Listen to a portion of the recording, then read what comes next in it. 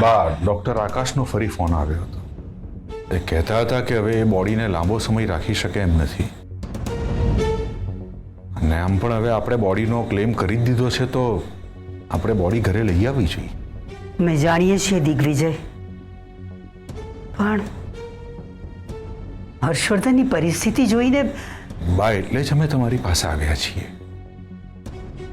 તમે હર્ષવર્ધનને સમજાવો કે આ પરિસ્થિતિનો સ્વીકાર કરી લે. હા બા, આમને આમ ક્યાં સુધી ચાલશે? હર્ષવર્ધન ભાઈને હકીકતનો સામનો તો કરાવવો જ પડશે ને. અને આ કામ તમે જ કરી શકો એમ છો. દિગ્વિજય, હર્ષવર્ધનની સાથે અમે વાત નહીં કરી શકીએ. તમે ડોક્ટર પાસે થોડો સમય માંગી લો. અને ડૉક્ટરે ના પાડી તો? એટલે ડૉક્ટરના નિયમ પ્રમાણે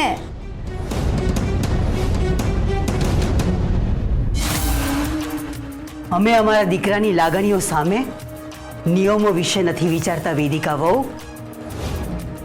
જેટલા પૈસાનો ખર્ચો થાય એટલા પૈસા ખર્ચી કાઢો દિગ્વિજય, કાંઈ પણ કરો.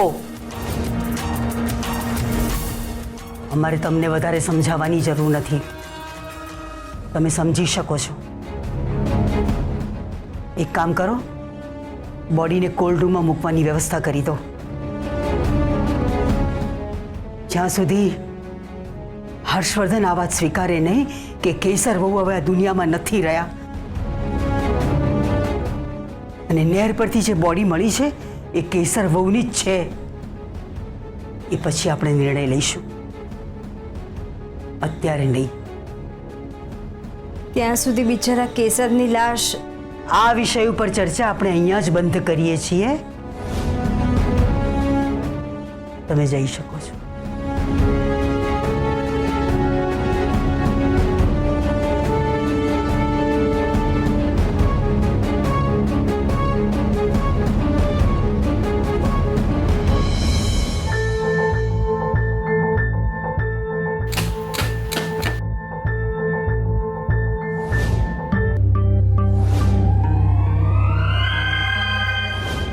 નાના શેઠાણી, નાના શેઠાણી,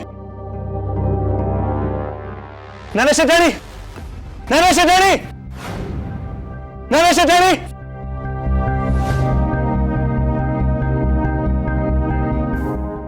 નાના શેઠાણી, નાના શેઠાણી, નાના શેઠાણી,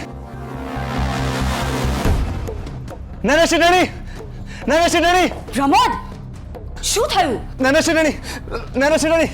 પ્રમોદ, ગાંડો થઈ ગયો છે કે શું? પ્રમોદ, પ્રમોદ! નાના શેઠાણી. નાના શેઠાણી? સવારના પોરમાં ભાંગ પીધી છે કે શું?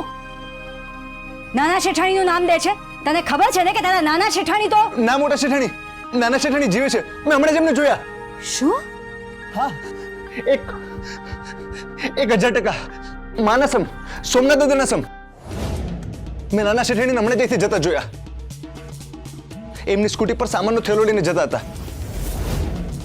મેં એમને બૂમ પાડી તો મારી સામે જોયું, પણ પછી જતા રહ્યા.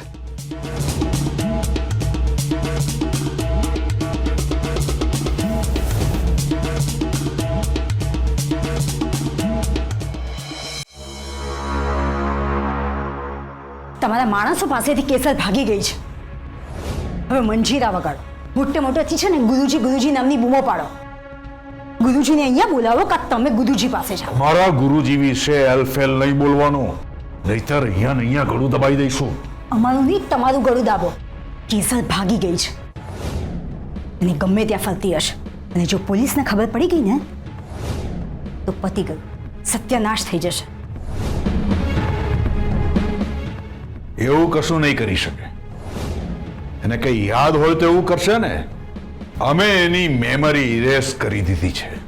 તમે એની ગેરંટી વાત થઈ છે તમારી એની સાથે? કઈ રીતે તમે કહી શકો છો કે એની મેમરી ઇરેઝ થઈ ગઈ છે? એક મિનિટ, તમને કેવી રીતે ખબર પડી કે કેસર ભાગી ગઈ છે? અમને નહીં, તમારા માણસોને પૂછો.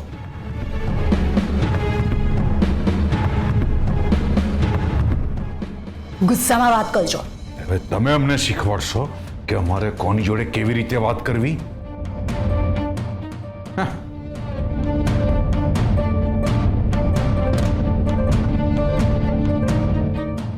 હલો, હા શેઠ, પેલી છોકરી ક્યાં છે? છોકરી અહીંયા જ છે. સાચું કે છે ને? તમારી સાથે ખોટું થોડું બોલું. છોકરી અહીં જ છે, ઘરમાં. બરાબર નજર રાખજો એની ઉપર. હા શેઠ. એ છોકરી ત્યાં જ છે. કેસર ત્યાં જ છે? તો પ્રમોદે કોને જોઈ? હવે તમે અમને એમ કહો કે તમે એવું કેમ કહ્યું કે કેસર ભાગી ગઈ છે?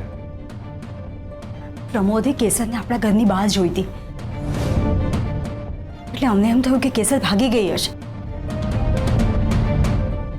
પ્રમોદે કેસરને જોઈ?